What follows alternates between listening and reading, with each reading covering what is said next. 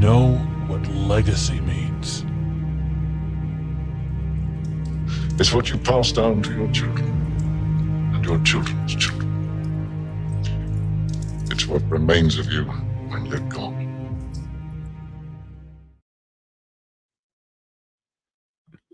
Crack open a cold one and get ready to talk about the season finale of House of the Dragon Season 2. My cold one is actually very appropriately named. It's called Dragon's Milk. It's from here in the States, up near Michigan, I believe. It's a bourbon barrel-aged stout. And they're not paying me to talk about it. I'm just talking about it because you're going to see me partaking a little bit over the course of this episode because Lord knows we need it. I'm Zach, and I'm here with Sean. He's going to be coming in and out on the video side of things, but we wanted to make sure to hop on and have it out on this 8th and final episode of Season 2. I'm decked out in my Stark gear because even if they got 5 seconds, those 5 seconds were awesome, damn it. Or were they? All of that and so much more still to come on this episode of House of the Empire. Sean, initial thoughts and impressions on what we just watched? Well, first off, my beverage of choice tonight is a Mountain Dew Zero because normal pop is no longer allowed on the diet. So it's okay. You know, it's not Mountain Dew, but it's close. I can't say I've ever had Dragon's Milk. Not sure how that would taste. You'll have to fill the audience in on that one. I'm very, look, I've never felt this way before. So you and I had a discussion whether we were going to come on and do this tonight, simply because of logistics, and we were late to on my side, late to our viewing experience, and there's a couple of issues, and you know, to be full disclosure, not feeling great. But I wanted to come on here, even if you don't see my face, you can hear my wonderful Canadian voice, and you know, I would say this, man. It's well known that about half this episode leaked. I think it was about 45 minutes that was split into like 90-second clips or 60-second clips, however long TikTok long clips are. I don't have TikTok. So, and everybody was, I don't want to say everybody, but a lot of people were up in arms about it. And the interesting thing is, the stuff that people were up in arms about is not what didn't sit well with me. So I'm excited to dive into it. I don't really want to show more of my hand than that. It's been a fun journey. Obviously, well, episodes will continue to come out weekly. Our journey shifts to more of a bi-weekly journey after this, despite everybody's going to continue to get weekly episodes. I'm sad that it's over, but also I'm not very thrilled with the emotions I'm experiencing.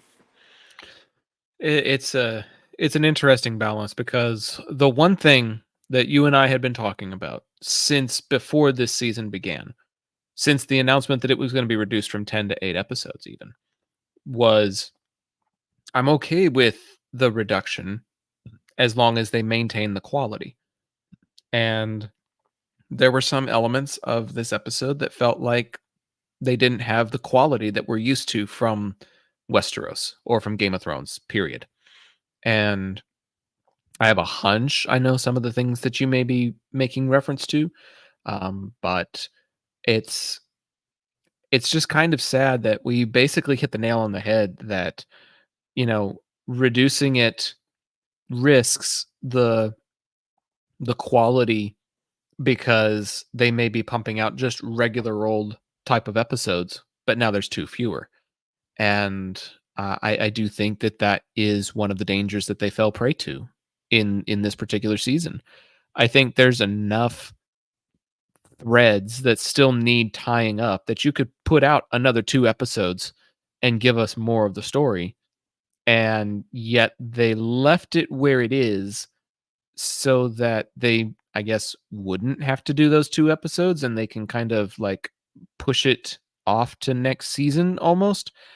I don't know. It feels like corner cutting a little bit. It feels like they're not invested in this show as much. Like I don't know exactly how to put my words together for it, but like usually if you're gonna be cutting stuff out, it's to make more happen in the other episodes. I don't feel like that happened. So please shut me up and give me your thoughts, because I feel like they put a whole lot of budget into these 8 episodes, and this finale just did not deliver. It doesn't feel like they spent the whole budget. It feels like they cut corners so that they wouldn't have to spend the budget. Yeah, well, it's not the Acolyte, I'll say that. um, but man, you and I talked. We talk a lot. This is one of our passions. Yep. We talked a lot this week about some of the things that have leaked. Again, that's probably those things were probably the best part of the episode, to be honest, at least for me. But look, you'll never escape. I have no idea what social media is saying right now. I have not looked. I will eventually look. I can imagine. You'll never get rid of tribalism. Doesn't matter what your fandom is. Westeros, Star Wars, wrestling, sports. Tribalism is a thing, and it is.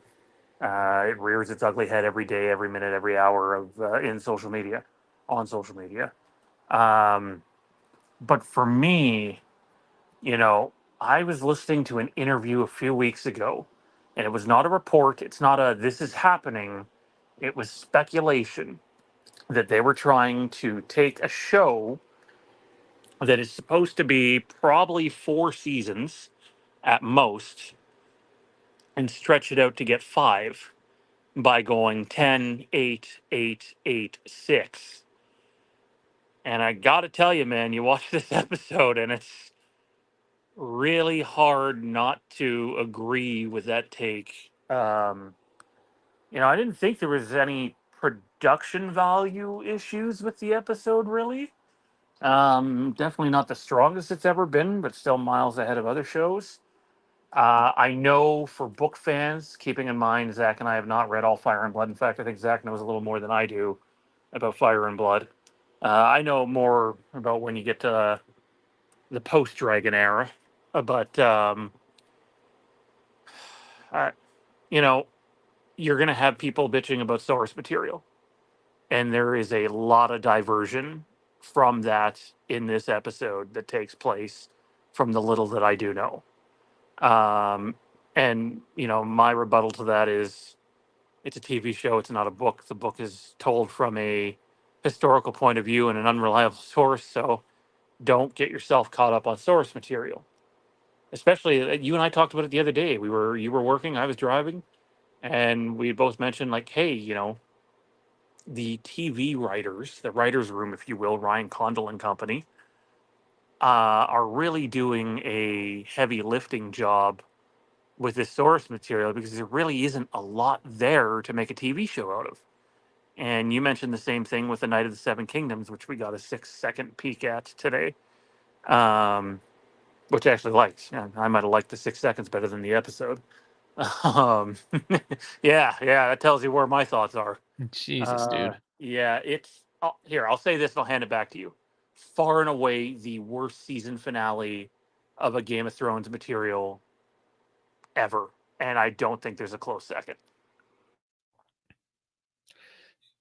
I have a hard time disagreeing with you. I don't know if it's far and away. I think there are a couple of middle seasons that felt rather lackluster to me.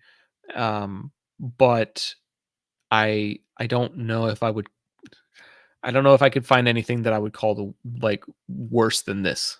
And I think that's the tough place that we find ourselves in, is there's such a high standard for season finales with, um even with something like when Arya, boards a ship headed for Bravos.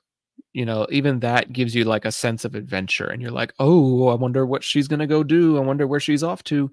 I wonder what's going to happen next." We don't really get any of that with this season finale. Like, I understand that this is what's like logical, for how you're supposed to end it. And we're about to dive into spoilers because we've been talking non-spoiler for about 12 minutes now. So we're about to go full-fledged spoiler on y'all's asses. But I understand that this made sense as a place for the drop-off, but it also just feels very half-assed and very lackluster and very underperforming. And you mentioned social media that you haven't seen yet. I just scrolled through Twitter while you were talking just to see, and it's not favorable. Like, there's a couple of people that were excited about that one sequence that happens in that one scene, but aside from that, everybody else is pretty much like, nothing happened. What's going on? This season was ass. This season finale was ass. Like, it's not being very well received or very well reviewed. So I feel like we are not in the minority here when it comes to how we're feeling. I think the worrisome thing is some of the diehards are pissed off about that one scene that you just mentioned, Didn't and I tell you? have been since it leaked. Didn't I tell you? This we were talking about this off air. The diehards and the common viewers are both going to be affected by this episode. They are both going to be upset by it for different reasons, and I do think it's going to affect viewership moving forward. I cannot sit here and disagree with that. I'd be the fool from Game of Thrones season 2 that's forced to down the alcohol, um, the wine. If I disagreed with you on this one, and you did say it, you can wear your "I told you so" hat. Like I said, though, I without context, I needed to see the episode. The unfortunate Well, part is the thing that most people were pissed off about that we'll get to. Most diehards, anyway, that are source material junkies, and I mean that in the best of ways. That stuff didn't bother me. Um, it's everything else. Also, can I just say this? They made the Lucasfilm mistake, dude, where you open your mouth publicly about something, you falsely promise something, and then you don't deliver on it. And I could never really say that about, Game of Thrones things other than Dan and Dave promising 90 to 2 hour episodes with a 6 hour or 6 episode season for season 8. And that mhm, didn't exactly happen. right. But Ryan Condal, multiple times, you can go through the house that dragons built or the inside the episode or any of his interviews leading up to this season where he's like, we shot two massive battle sequences that are like episodes inside the episode. And we had this conversation last week, man, you, Jade, and I, where I said, mathematically, there should have been another battle on the table because we've Yep. only gotten one this season. And I sat there and I wondered, huh, I bet you they spent a lot of effing money on that Vermithor shot and everything that happens there. And I don't think it's right to call that a massive battle sequence. And I think they misled the fan base. I think a lot of people were coming into tonight, especially when you look at how last week's trailer was cut, expecting a big battle. And guess what? That sure as hell did not happen. Well, that's been the mantra for this entire season. It felt like in last season's finale when Luke dies and she turns around and she's able to express emotion without speaking a word, you think she's about to unleash hell. This is when the Dance of Dragons begins because of what happens here. This is when we're going to get all the big battle sequences. This is when things are going to kick up a notch. And we spent an entire season of more and I don't mean to say this in a derogatory way, but we had more talking. We had more discussing. We had more weighing the pros and cons. We had more rallying allies. We had more rallying troops. We did it for 8 fucking episodes. And just when we see all of these other armies go off to war, we cut to the season finale. We had one battle. We had one actual battle this season, and everything else was recruiting people, was training people, was talking about people, was meeting with people in secret. It was all of this other stuff that should have been included, should have been a part of the season, but should not have been the entirety of the season.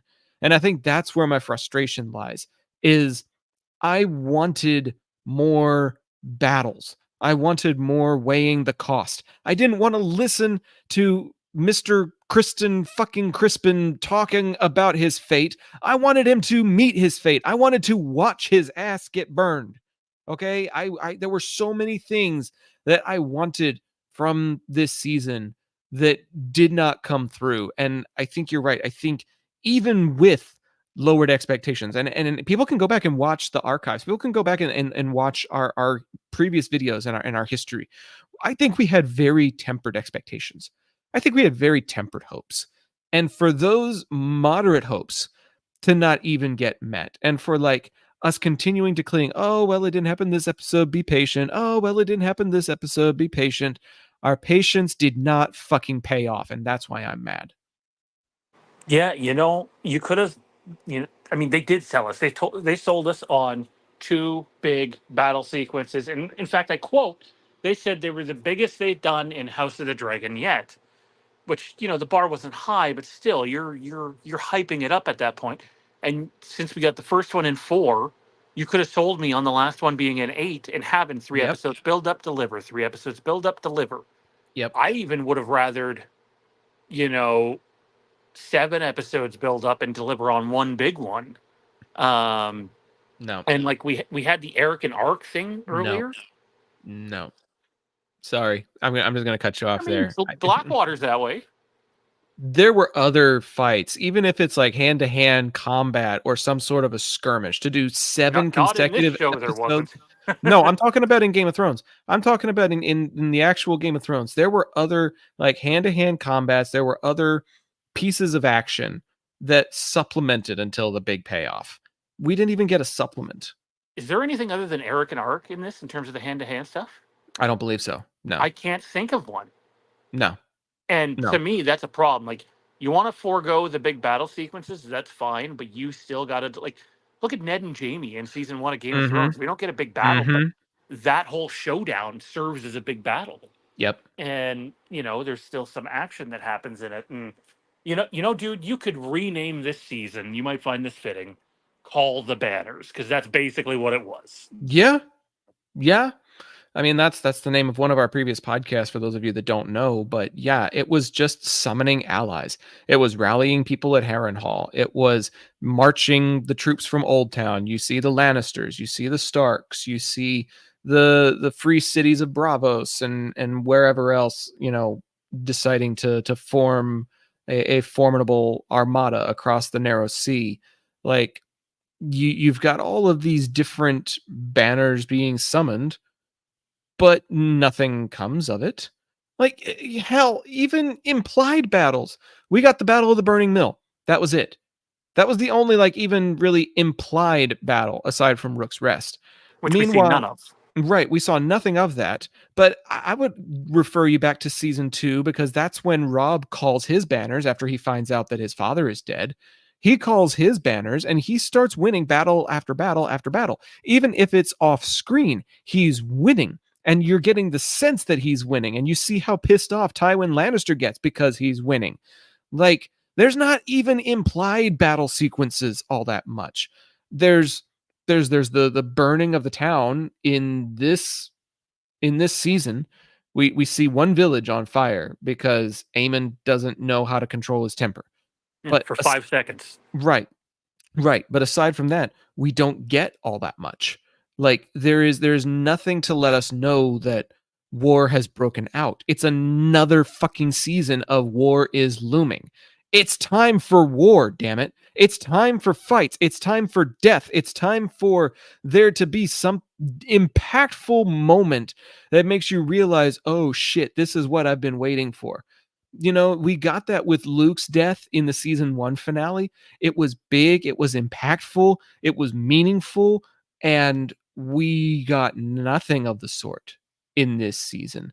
I mean, not even in this finale. I mean, aside from Rhaenys, and now Corlys feels like a ship without a rudder. Aside from that, we don't really have any of those big impactful moments and losses. And you're right, I have read up on some of the source material, and I do know that there are things that are supposed to happen that I guarantee are not going to be happening now based on what happened in the dialogue of this episode.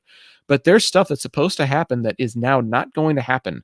And it makes you wonder, like, when is this death supposed to happen? When is this death supposed to happen? When is this battle supposed to happen? When is this moment supposed to happen? Because there's been so much deviation now that it's tough to tell exactly where the show is going, and I'm frustrated by that. Hard not to connect the dots of George R. R. Martin saying that he won't be showing up for the big writer staff get together for season 3, which is about to take place, and it was basically him saying, he's stepping back, and this is like weeks after he slammed people for deviating too much from writer source material. And again, I don't know the source material, and I don't need to be married to it either. But I do think that it's going to affect some people, and I I don't want it to come across like we're just battle hungry either. Like I'm sure we are, but I'm all for good buildups. I have no problem with good buildups, but don't falsely promise things because it's a recipe for disaster. Um, and you will get picked apart on social media for it and in public for it when you go and say all the things that Ryan Condal said this year.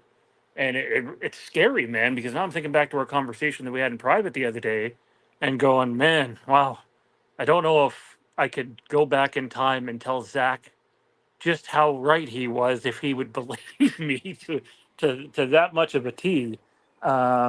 It's just it's scary right now. You're not getting season 2 in a year. I hope everyone knows that. You're also not waiting 2 years, but you're looking at 16, 17, 18 months for the next season because the Night of the Seven Kingdoms is up next. Mm-hmm. And I'm sure people are like, get into certain aspects of the episode, and we will, but I gotta be honest, I have almost nothing good to say about 2/3 of this episode, and that's disheartening, right? Like it sucks. I've never felt this way about a Game of Thrones product, and I know people be like, season 8. Well, sorry, people, I didn't feel this way about season 8 either. I just felt like it was way too short, and the two showrunners were just trying to hurry up to their next big paycheck. At the end of the day, I still thought they did good considering they had no source material to go off of, and they just had bullet points. Um, I'm bummed, and like it's still miles better than a lot of other TV episodes you'll get from other series, but it really goes to show you. You know the old saying, don't judge a season of TV before you see the whole thing, or don't judge a movie trilogy before you've seen the third movie. Don't judge a movie series before you see how they close it off. Don't judge a play until you see the final act. This is a case, in my opinion, where the final act found a way to hurt the rest of the season. Man, you're throwing a lot at me there. um, I think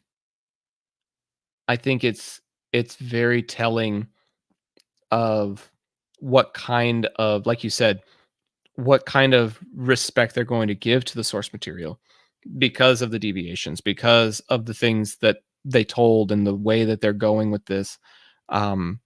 It's not going to be true, and it's not. Honestly, I'm gonna be kind of brutal here for a second before we actually start talking like bullet points. I can name at least probably 10 to 15 other season finales from other TV shows that landed the plane at the end of their season better than this one did. I would point you to shows like Breaking Bad and Better Call Saul. I would point you to shows like Prison Break. I would point you to even Sons of Anarchy, Walking Dead. Shit, man. Even older shows like Star Trek, Deep Space Nine had several season finales that were better than this one was. Like there's so I'll go the CW too, man. Smallville, Supernatural. I know those are CW shows, but the a lot of those 100 finales. dude. The 100. Did you ever watch the 100? I've seen certain episodes because Jade Dude. watched it. Dude, the 100 before it got to like season 6 and 7 was like my must-watch TV for a long time, and a lot of it was because of the end games that played out in their season finales.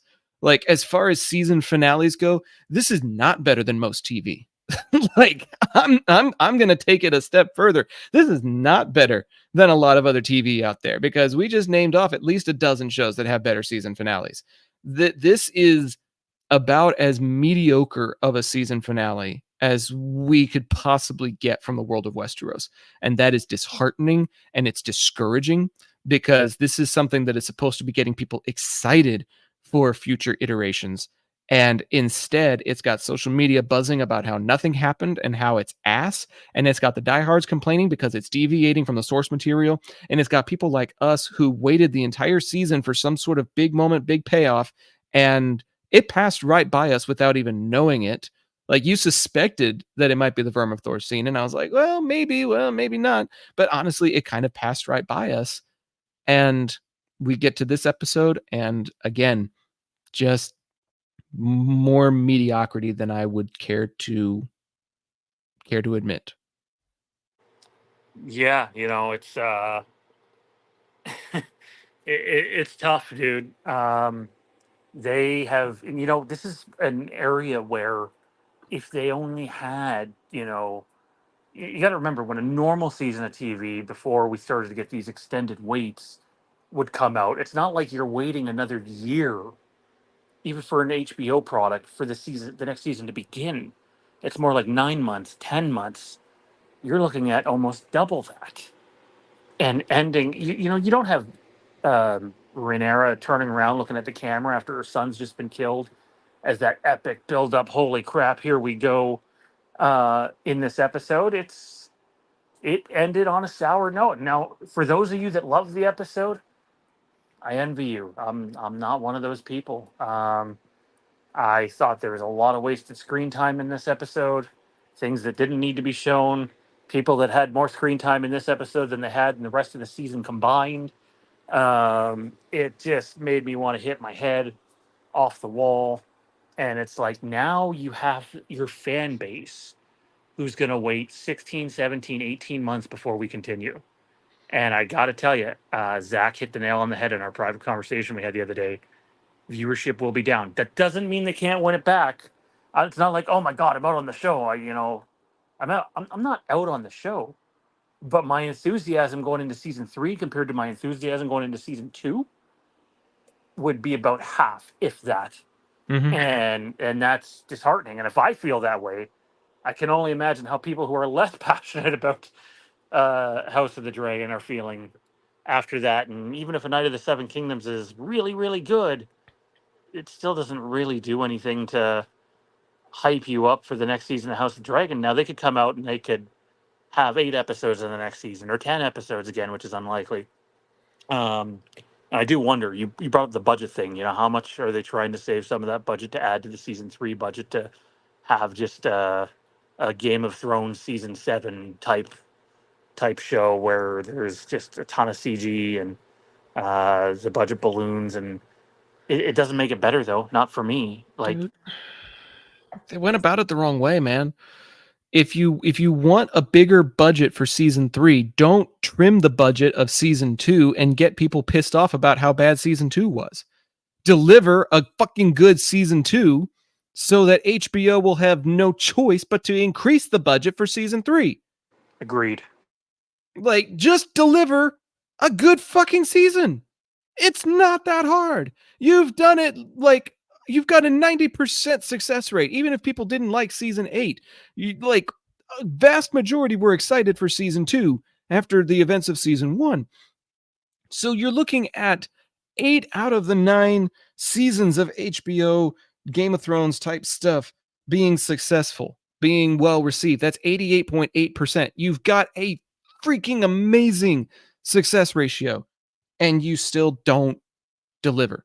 Now we've got 8 out of 10 that were supposedly good seasons. Like, that percentage just dipped by 8.8%, and you expect the budget to increase? Like, I'm sorry, I'm getting tangential and mathematical now, but To me, it's good, dude. Like, I know there's points to hit on the episode, but this half an hour discussion we've been having, in my opinion, maybe not to other people, is far more informative and far more honestly honest Yeah. than breaking down a bunch of bullshit Lannister scenes that I couldn't fucking give a rat's ass about. Oh, you didn't like Thailand? You didn't like having him wrestling in the mud with a lesbian that's got a harem? I thought it was the biggest waste of screen time yet. He had more screen time in this episode than the entire season. I'm sitting there, I'm like, this is a season finale, right?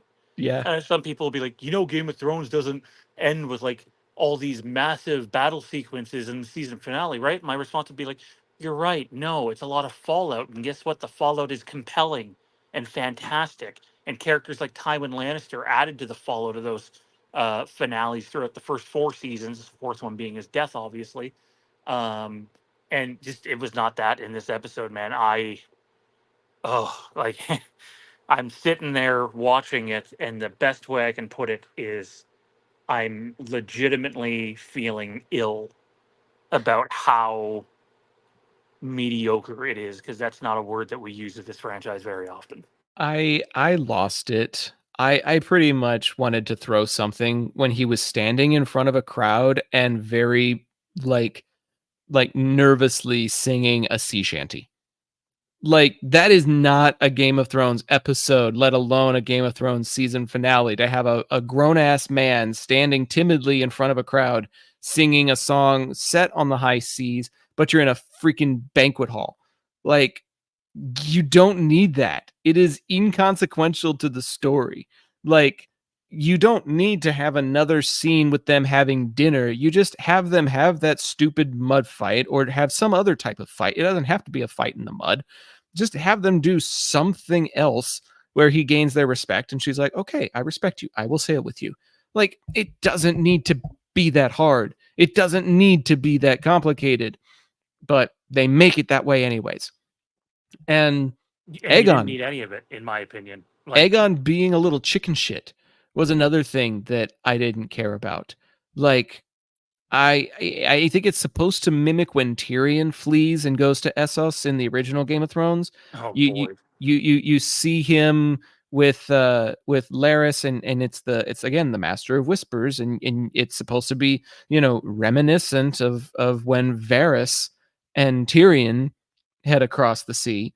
But their whole interactions, their whole understanding of the situation is just, it's so out of date, and they don't get it. And you want to just like knock their two heads together and try to put two brain cells together, and you just fucking can't. Sorry, I'm out of breath. You take a breath. Sorry, I'm literally sitting here shaking my head. Yeah. Like, not at you. Not at you. And for those of you who are wondering, you hear me walking around a bit, trying to stretch my body out. Some bad medical stuff happening the last couple of days, and Zach was very understanding to allow us to do the episode this way. So I really appreciate that, man. And yet we're here, we're dedicated, we're doing it. Zach could be sleeping right now. He's got a big day tomorrow, and I'm here because of my love for the franchise and the show. Like, we're not Yeah. saying that season 3 isn't going to deliver. I don't want anyone to say that. Oh, they're out. They don't like it now. They hate it. No, but much like with that other fandom that we like, Star Wars, I'm going to hold it accountable. Just because you slap Game of Thrones on it or Westeros on it or Star Wars on it doesn't mean that you have to go out there and say, this is the best thing ever. This gets a gold star because it has this name on it. Right. Wasn't me, I promise. Although, oddly enough, something from you just fell on the floor. It's interesting. You trying to kill me? Does the word Kill? chubs mean anything to you? Stubbs, sorry. Stubbs. I was about to Yes. say the only thing it almost killed me. the only thing I've sent you is barbecue sauce, and I had to pay like extra just to get it through customs. So I'm not sending you shit anytime soon. It nearly killed me. Zach's working his witch magic, which we'll get into later. Oh boy.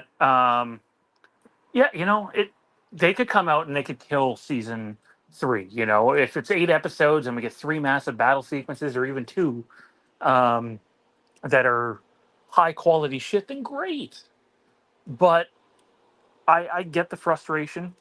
And before anyone gets mad at people who are passionate about the source material, and a lot of those people are bringing up Alicent's, they probably have a right to, because guess what? None of that shit is there. And you mentioned it. I don't want to get into spoilers in regards to that because I don't know them all.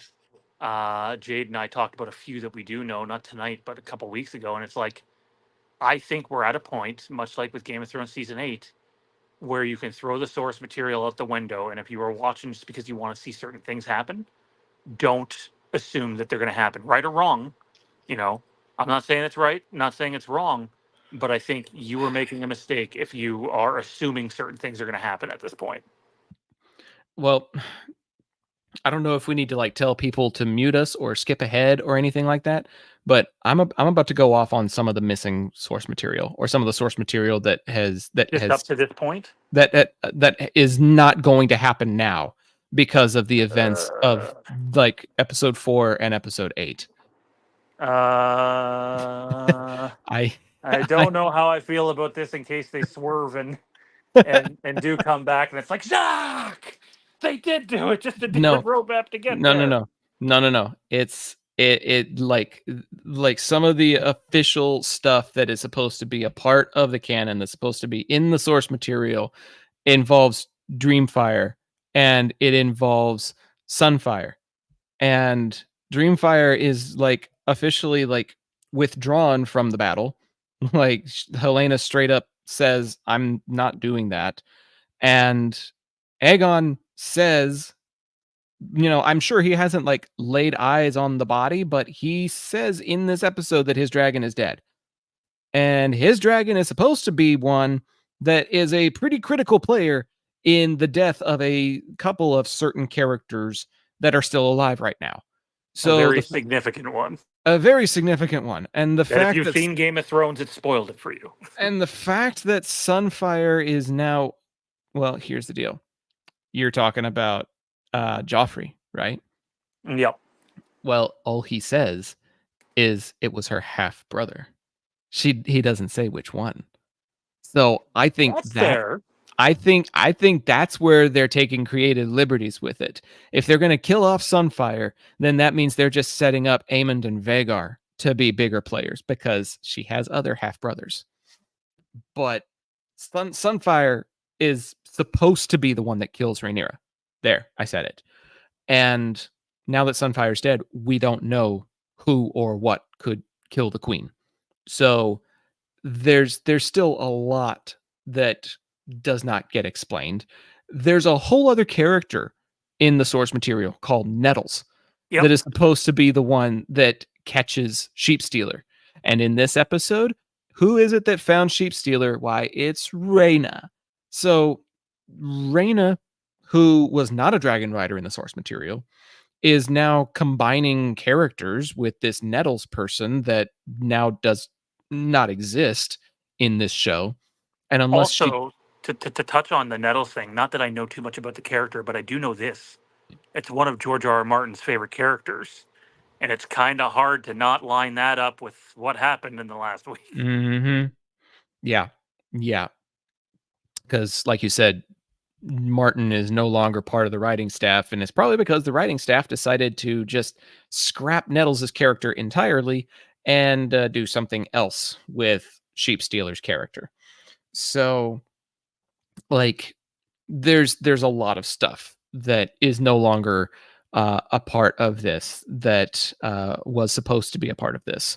And Nettles and Sunfire are just two of the biggest ones. Dreamfire could still have a part to play if something happens to Helena or something, changes her mind or her heart, but I don't think that's going to happen. If anything, she's been the most consistent character we've seen all season. Her motivations haven't shifted. Her demeanor hasn't shifted. Her morals haven't shifted or swayed with the political circumstances. If anything, Helena's been the most consistent character we've seen all season. So it's kind of interesting to see how that has shaped up. But I think the other thing that we still need to keep our eyes out for are characters like Ulf and Hugh. Both of them have very dynamic and compelling stories that happen in the source material that, as of yet, have not taken place in the show. There's still more show, there's still more of them left to see, but based on their trajectory, it might be safe to say that those characters are probably going to have deviated courses as well. So there's a lot of source material storylines that are not going according to source material. And it's going to make the diehards mad if it hasn't made them mad already. It's going to make people like Martin mad. From what we can tell, he's already stepped away. So there's so much to this that makes me worried because they have material they can pull from. They have stories they could tell. They have battles that they could show, and yet they're not. With Benioff and Weiss, they didn't have anything but bullet points to go off of, and they just made the most of what they could. But it took them 7.5 seasons to get to that point. 6.5, 7 seasons to get to that point. They're doing this stuff in season 2. That's what worries me. We're only into the second season. We're only at the end of the second season, and we're already making huge deviations to the storyline. And so now it's up to the showrunners to have good storytelling and good execution. And guess what? They're not doing that either. Yeah, man. To be clear, though, to be fair, there are massive deviations in the Song of Ice and Fire throughout the first 5 seasons, too. But a lot of the core is still there. Um, it's hard to, I know people will be like, oh, you're sparking controversy or whatever, but like, hey, George R. R. Martin very intentionally put that post out on his blog less than 12 hours after the leak happened. George R. R. Martin said he wasn't on set for a bunch of season 2. He was involved in the early stages of writing it, and clearly they went elsewhere after that. And hey, it's their right to do it. You know, he licenses it away. But you're right, man. Like I mentioned at the beginning of the show, it feels like they are trying to stretch a 3 or 4 season show out into 5 seasons. And not to say that that's impossible to do, but not a very good job at it. And I don't know if you ever answered the question I asked you earlier, and if you did, I missed it. But like, did the finale hurt season 2 in totality for you? Because it did for me. Doesn't mean I don't like the season. As a season, you know, we'll dive into it in a future episode. I still quite like it, but because of the lack of payoff, it's going to be way, way, way, way down on my Game of Thrones list. You know, it probably did. There's still a lot of recency bias attached to this because we both watched the finale less than 2 hours ago. But Agreed. I think that we were anticipating certain things to happen. We were hoping for certain things to happen. We had a very reasonable bar that was still not met. And I dare say that one of the things we're going to have to do on this channel now that there are 10 seasons of material is we're going to have to do a top 10 seasons of Game of Thrones. And this will probably be in the bottom 3, if not towards the very bottom, because you can have all of these big moments and you can have all of these great conversations, but if you don't have the proper payoff at the end of it, even in the penultimate or the ultimate, if you don't have the proper send off, the proper, you know, cliffhanger, but also closing of the doors that was so expertly done during the days of the Game of Thrones TV series, if you don't have that to kind of close the chapter and get you ready for the next one, then it does affect the season as a whole. Because now when you go back and watch it, you're like, oh, not much is going to happen in this finale. Like, its rewatchability factor has tanked for me. I don't think I'm going to want to go back and watch season 1 or season 2 now, because I know where it's headed. I know how it's going to end. and I don't want to waste my time rewatching it all the way up to just this finale, if that makes sense. Yeah, man. I My with time is too great valuable. I My with great effort I held off on rewatching season 1 of House of the Dragon up until a couple months before season 2, and I wanted to rewatch it way before then, and I intentionally held off. I will watch season 2 again before season 3, but let me tell you, it ain't going to require much holding off. I'm gonna be distracted by it. You know, there are some shows where I give my undivided attention to it just to see if I missed anything. Dude, let me tell you, I took hella detailed notes for this season in order to do these recaps. I know bullet point for bullet point what happens in each of these 8 episodes. I can go back and look at the notes on my phone if I want to, like, know in detail what happens here. I think I think this is one of those ones where I'll be working on Zap production schedule stuff. I'll be making graphics. I'll be browsing, you know, 4chan or 9gag or whatever it is you get memes from these days. Like I'm going to be doing something else. It's going to be distracted passive watching. And that is something I never do with Game of Thrones. That is something I never do. But if I have to rewatch this season in order to get ready for number 3, I'm probably going to be passively watching it and texting you and, you know, farting around on my phone. There's going to be other things I'm going to be doing. This is not going to be active watching when I rewatch. So I want to dive in a little bit to the Damon Alice Rivers stuff, and I just want to, and dare I say, Helena stuff. That sort of three-headed That's dragon. another thing I fucking called. Um, yeah. Well, the interesting thing is you're like, hey, that looks like Helena early on. And I was like, no, that's not it. And given how that's like that, none of that is source material stuff, because Jade and I have spoke where the Alice River stuff goes, and I don't want to say where that's going to go because I don't know where some of the Damon stuff goes, and I want to keep it that way.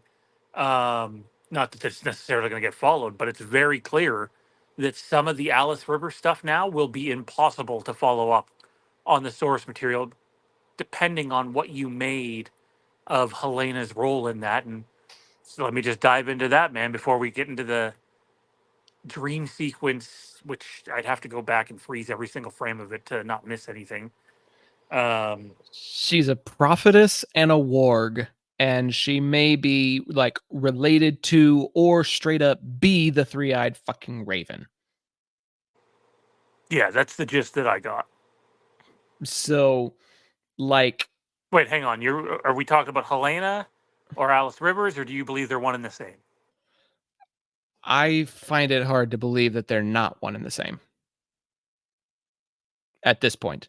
Because if the show is deviating from the source material that much, and I noticed the resemblance very first time she appeared, I don't think that was by accident. And I also don't think that him seeing her instead of Alice during his vision sequence in the Godswood is an accident. And I also am inclined to believe that the real Alice Rivers is still over at House Tully's property. And he hasn't been seeing Alice this whole time. He's been seeing a warging shadow incarnation of Helena talking to him as the three-eyed raven. Man, like cast your die and see where it lands on the board. When you were saying that, Jade in the background's like, "Oh, come on," because what her and I talked about with Alice Rivers' character, which I don't want to dive into in case any of it goes that way. They would be significant spoilers to anybody listening. But like, I'm with you, Zach, on this one. It's like, I, well, kind of. There's not enough there for me to go, it's definitively this or it's definitively that. But to me, it certainly seemed like it was Helena doing it, and that Helena is at King's Landing talking to Damon for whatever her motive is in this. And it I don't know what to make of it, honestly, other than to me, it throws everything with Alice Rivers, Damon, Aemond, up in the air. And I'll say this. I know I've said don't get married to the source material, but I really do have an understanding for why people that are married to source material and were wanting certain things to happen, why they're pissed off. I understand Mhm. it. Yeah, because Alice Rivers and Nettles are two of their own characters in their own right, with their own arc, their own story, their own path. And to merge Nettles' character with Rhaena and to merge a vision incarnation of Alice into the way that Helena projects to other people, i.e., Damon, is a disrespect to those characters. It's a disrespect to Nettles to completely omit her, and it's a disrespect to Alice to only have her as a vision that only Damon can see. Because we see that in an episode previous with Simon Strong looking at the wall, trying to figure out who it is that Damon's talking to. Nobody else at Harrenhal can see her. I am very sure of that now, that nobody else at Harrenhal is able to see her, which makes me think she was never there in the first place. And so to merge Nettles with Rhaena and to merge Alice with Prophetess Helena is a choice that is going to be debated for some time. I don't think I have the energy to debate it. I don't know if I have sufficient information to fully debate it. But initial impressions, I don't think it's a good idea. I don't think it's a smart idea. And I think it's going to come back to bite Condell and company in the ass. I don't know when, I don't know how, but I also don't think it's a good idea. When you remove characters, and again, we're not saying definitively that Alice Rivers is removed, but I gotta tell you, it certainly feels that way. It certainly feels like they've decided we're going to use her character to just add to Helena's character. Keeping in mind, Helena's character in the source material doesn't have any of these special abilities. So, like, these are massive changes. Mm-hmm. And so it's hard to not go, yeah, well, Nettles is now Rhaena, and Alice Rivers is kind of Helena, but with a different path. Do you know? I don't want to say it out loud, but do you know the Alice Rivers, Damon, Aemond sort of triangle? I mean, we've kind of seen how the Alice Rivers Damon thing plays out, but Yeah, I know of it, more or so less. it's a pretty significant thing to change now, and um, I it's hard to not talk about controversy while talking about this. And let me tell you, showing Daenerys in the show, showing I think it was the Night King with hair. It might have just been a White Walker, but it certainly looked like the Night King. Why he had hair, I'm not sure. I was trying to look at the engravement on the uniform. I'd have to freeze frame it. Doesn't save the episode. But then you have those crazy fans out there, and sort of bring up fan feedback, dude. But I've been looking at it for like 4 or 5 days now. The show says that Daenerys is actually the real prince that was promised. And I'm just sitting there going, oh my God. Oh my God, please, for the love of God, don't have that happen in this episode. And thankfully, it did not. People just see what they want to see and believe what they want to believe. The prince that was promised is actually Jon Snow, aka Aegon Targaryen.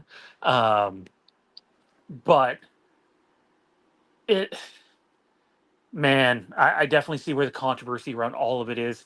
What did you personally think and or feel as you're experiencing that sequence play out uh, during the episode, or did you have did you run into screenshots or videos of it because they were all over social media for days?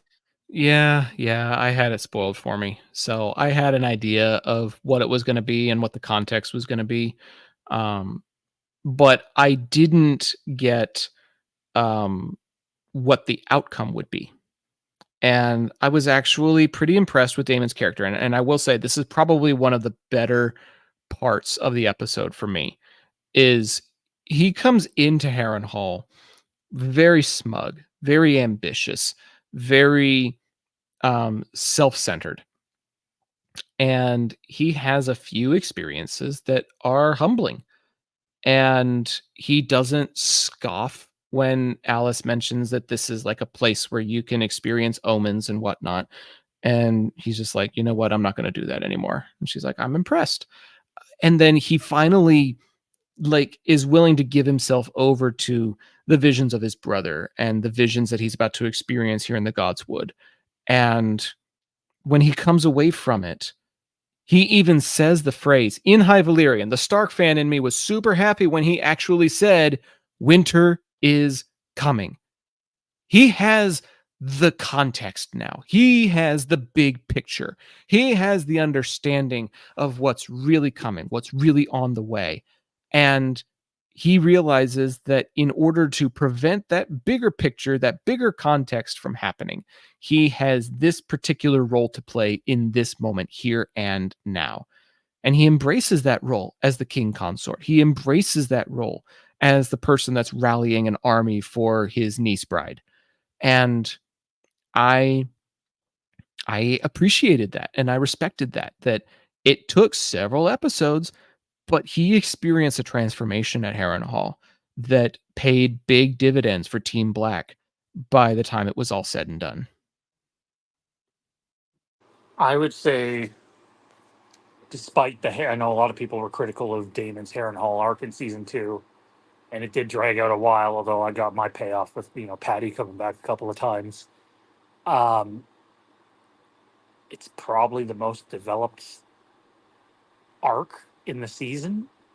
And let me ask you this: do you now feel that Damon, having visually experienced it, has more context and more understanding for what the long night and winter is coming now than Rhaenyra does? Because I feel like, despite him bending the knee to her, there's almost a changing of the guard of who might have the best interest of the realm in mind. Maybe I'm reading that in the wrong way, but Rhaenyra became a much more unlikable character for me in this season. And by the end of it, and the way this episode closes, I kind of went, wow, Daemon actually might get it more than anybody, which I didn't see coming. I think they are going to need to compare notes because the only context Rhaenyra has is the legend of the Song of Ice and Fire that has been passed down from generation to generation. But that legend stems from a vision, which is what Daemon just had. So I think there's truths to both of them, and they just need to compare notes. But I also don't know when they're going to have the time to actually do that. So considering he had the most recent vision of the context, yeah, he probably does have a little bit better understanding, but I don't think that means that Rhaenyra doesn't have understanding. I think it means that because she is so many generations removed from it, she acts a little more impulsively now as a result. Whereas Daemon could end up being a little bit more calculated moving forward now that he knows what he knows. He's finally in on the Song of Ice and Fire. His brother never let him in on it. He's finally in the loop. He's part of that gang. He finally understands at least a little bit better now. And I think that's good for his character. Yeah, I do think at the end, Daemon ends up in a rather interesting place. And given the complex, complicated relationship between him and Viserys, and him and Rhaenyra, but specifically him and Viserys, Viserys was all about Aegon's dream, and Daemon kind of, in a way, gets to see it, which Viserys, was, he never really says that he ever saw, the long night in a dream. He just says this is what's been passed down from king to king. And so, in a way, Daemon gets to experience something his brother never did.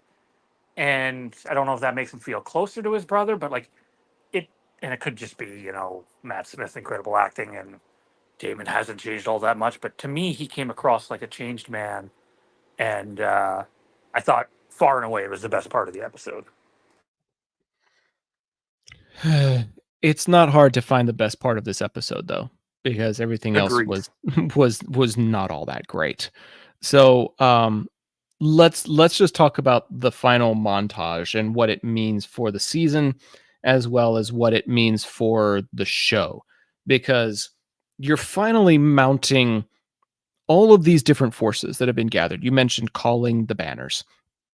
We have soldiers from Old Town with a blue Tessarion flying overhead. You have the Starks marching across the Twins. You have the Lannisters on the march. You have Daemon mounting his forces at Harrenhal. You have Tylan's armada setting sail from Essos. You have Corlys and Alan setting sail from Westeros. You have Rhaena encountering Sheep Stealer. You have Aegon and Larys, trying to escape. You see Otto Hightower very disheveled and looking like a prisoner of sorts, but without much context. And then you have Rhaenyra inside King's Landing with, not inside King's Landing, but inside Dragonstone with Alicent just outside watching a red dawn.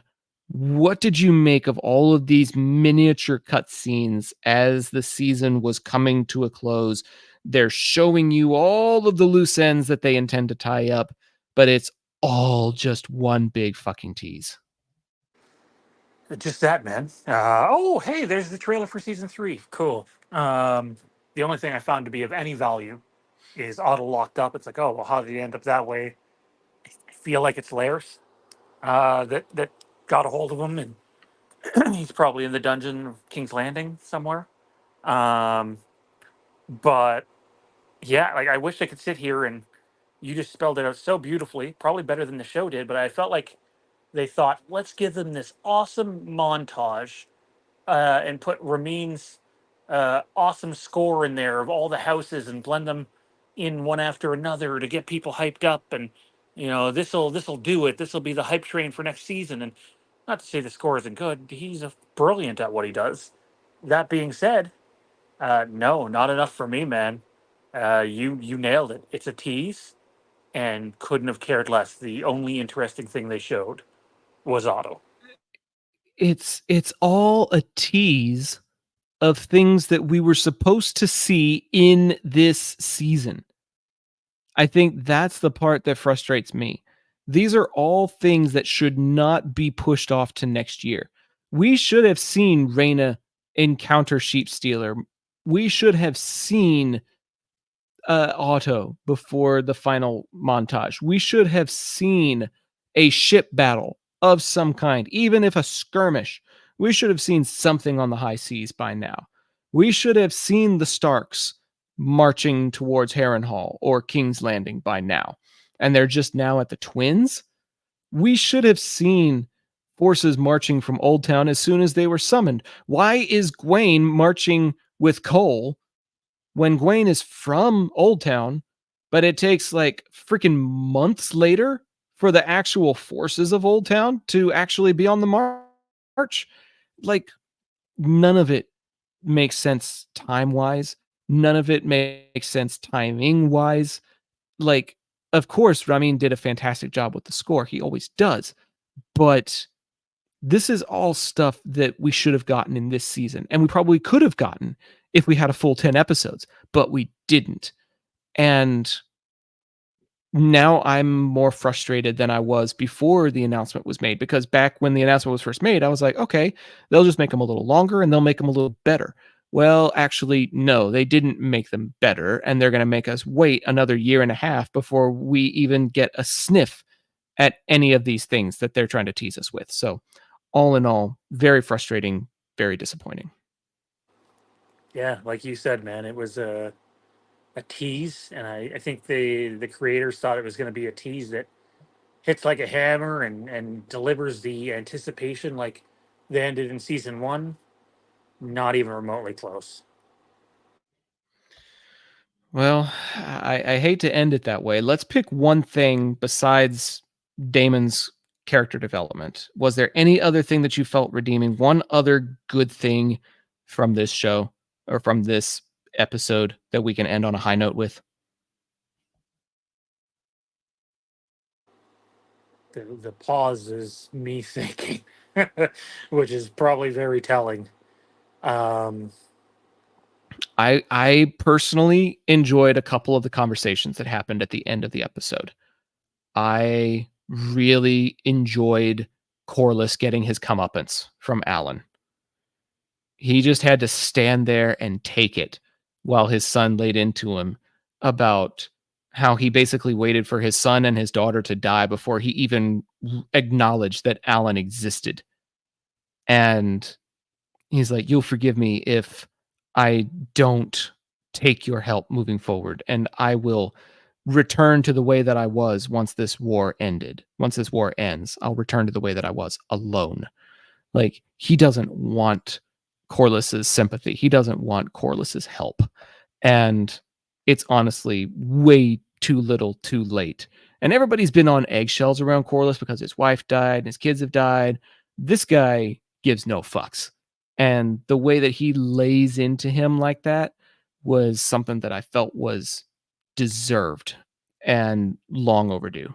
So that's my redeeming thing, is the conversation between the two of them. Not to kill anticipation here, but it's probably that. Jade and I both looked at one another and said, "Yeah, that was deserved." I'm like, "Yeah, totally." So that was that. I agree with you, man. And sorry that that's not, a compelling end, but it really was a disappointing end to a season of Game of Thrones, House of the Dragon, whatever you want to call it. And now they're behind in the game a bit here. They were ahead in the game. Now they're behind in the game, and they got to come out strong in the third quarter here to catch back up, because they, I think, took some wounds and are going to continue to take some wounds that they weren't expecting to. And also not good for WBD, who's already struggling mightily, and this has been one of their more positive things. Well, this may be the end of this video. This may be the end of this live stream, but it is definitely not the end of this conversation. Because, like we've mentioned a couple of times, recency bias may be playing a factor in this. And we may need time to digest all of this. And maybe we'll find other redeeming things from it later on if we do a rewatch of this season finale. Who knows? But in the meantime, be sure to hit the like and subscribe button to this channel so that you can see all of the future videos that come out. There will be regular content that comes out, and I'm sure we're going to have to do like a step-by-step dissection of this episode, of this season, so that we can fully break it all down, and then also help you get ready for the upcoming spin-off show, A Night of the Seven Kingdoms. So there's still a lot more to come here, and a lot of it will be presented by Zach Arnold Productions, Energetic Media Solutions. They are a title partner of the Legacy of Westeros. A lot of great success in the Dallas-Fort Worth area, covering local sports teams, and now getting to branch out into web shows and podcasts. And I'm really excited for what kind of stuff is going to be coming up, even if it's not episode reviews. We don't have those to do anymore, but now we're going to have all kinds of really great discussions, and that's all going to be presented by Zap for the foreseeable future. So really excited for that. And Sean, I know that this is something we have been excited for a long time. I know it probably didn't end on the highest of notes, but a highlight for me of this entire season has been getting to hop on here and review it with you. So thanks for that. Thanks for your time. And I'm looking forward to what we get to talk about next. Thank you. Thank you for your commitment and your support. And it's always fun doing this with you. Still sad that it's over, but more so sad that I don't have that eager anticipation for season 3. I'm sure as time passes and 7 or 8 months from now, we start to see some stuff from it. I'll be like, okay, cool. Let's get on with it here. Obviously, content will continue, unlike before, where we went on basically a hiatus without much content, just a video here or there. But the content will continue. We'll definitely be diving into some Game of Thrones stuff during that time too. And here's to whatever comes next, man. All I know is they're down in the game and they need a comeback. Well, hopefully you all come back for more discussions here on the Legacy of Westeros YouTube page. But that is going to do it for our season 2 finale spoiler-ish review of House of the Dragon Season 2, Episode 8. For Sean, I'm Zach, thanking you for tuning in. Hope that you hit like and subscribe so that we can see you next time when the Empire returns. Do you know what legacy means? It's what you pass down to your children and your children's children. It's what remains of you when you're gone.